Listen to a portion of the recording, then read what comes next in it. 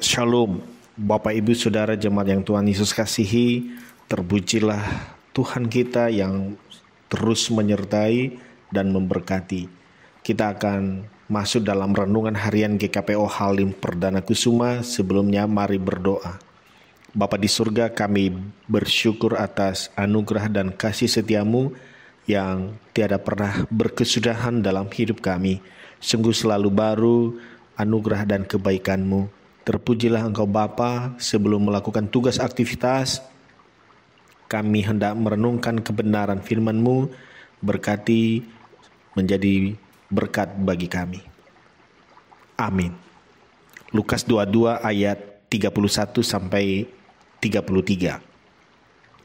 Simon, Simon, lihat, iblis telah menuntut untuk menampi kamu seperti gandum. Tetapi aku telah berdoa untuk engkau, supaya imanmu jangan gugur. Dan engkau, jikalau engkau sudah insaf, kuatkanlah saudara-saudaramu.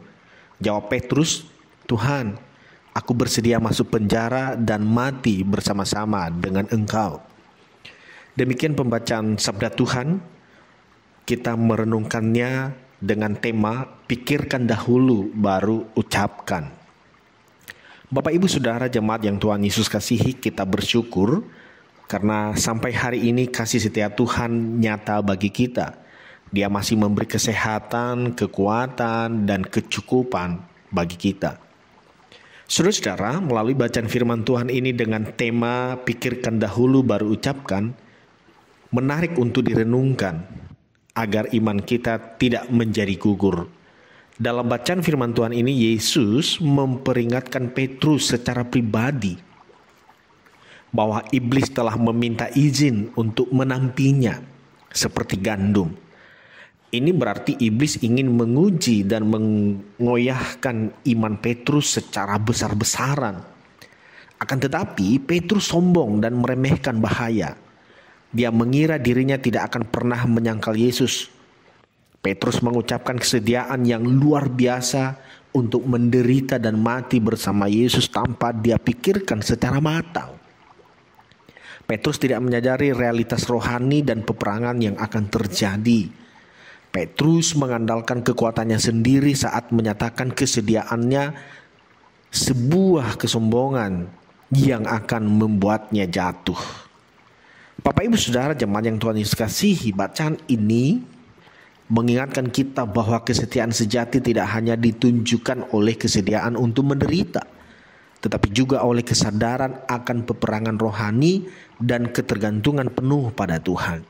Menjadi perenungan bahwa setiap orang memiliki kelemahan dan kegagalan mungkin terjadi, tetapi melalui pertobatan dan pemulihan, melalui kewaspadaan, kita bisa bangkit kembali dan bahkan menjadi lebih kuat dalam pelayanan kepada orang lain. Kuncinya ialah segala sesuatu dipikirkan secara matang sebelum berucap dan sebelum bertindak. Bukankah Tuhan menginginkan kita untuk selalu waspada, berjaga-jaga, dan memikirkan segala sesuatu sebelum bertindak? Terakhir, bahwa Yesus berdoa bagi Petrus dan tentu bagi kita juga muridnya. Yesus tidak berdoa agar pencobaan tidak datang, melainkan supaya imanmu jangan gugur. Ini menunjukkan bahwa Yesus mengantisipasi kelemahan Petrus, tetapi yakin akan pentingnya menjaga iman agar tidak runtuh total. Saudara-saudara, saya kira ini penting bagi kita, bahwa dalam iman kepada Tuhan, tidaklah tepat kalau kita buru-buru untuk mengucapkan atau memutuskan sesuatu. Sekali lagi, dalam hal iman kita kepada Tuhan, sikap kita di hadapannya, mari kita pikirkan dahulu baru kita nazarkan, baru kita ucapkan. Jangan tergesa-gesa. Jangan pernah juga meremehkan kekuatan iblis dan pencobaan yang akan datang. Kita perlu berdoa agar iman kita tidak gugur. Selain itu, kita juga perlu mendoakan saudara seiman agar mereka dikuatkan dan tidak gugur imannya. Akhir-akhir ini kita tahu bahwa situasi kita tidaklah baik-baik saja. Namun sebagai anak-anak Tuhan, sekali lagi mari kita pikirkan segala sesuatu sebelum kita ucapkan, sebelum kita putuskan. Apalagi itu mengenai iman kita kepada Tuhan.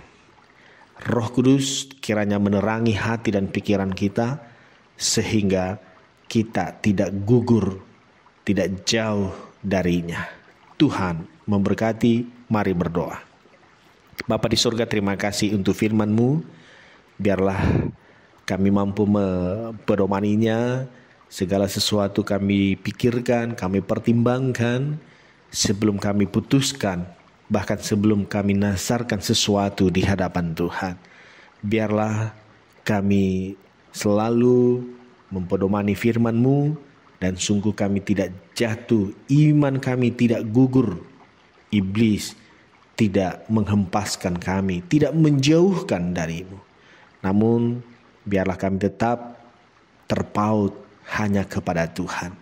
Tolong bantu kami Bapa dengan kuasa Roh Kudus-Mu di dalam menghadapi kehidupan di dunia ini. Kami senantiasa mengandalkan Engkau. Bapa di sorga, hamba berdoa untuk saudara-saudara, Bapak Ibu jemaat yang saat ini dalam pergumulan beban berat. Tuhan menganugerahkan kelegaan, yang sakit disembuhkan dalam nama Yesus. Dan yang sedang berjuang berdoa, segala pergumulan-pergumulan yang ada, berkenan Tuhan menyambut dan mengabulkan apa yang menjadi doa dan harapan jemaat-Mu. Buatlah kami bersuka cita dan menikmati anugerah-Mu. Ini doa kami Bapa, dalam nama Yesus kami berdoa dan mengucap syukur atas firman kebenaran yang telah menyapa kami. Amin.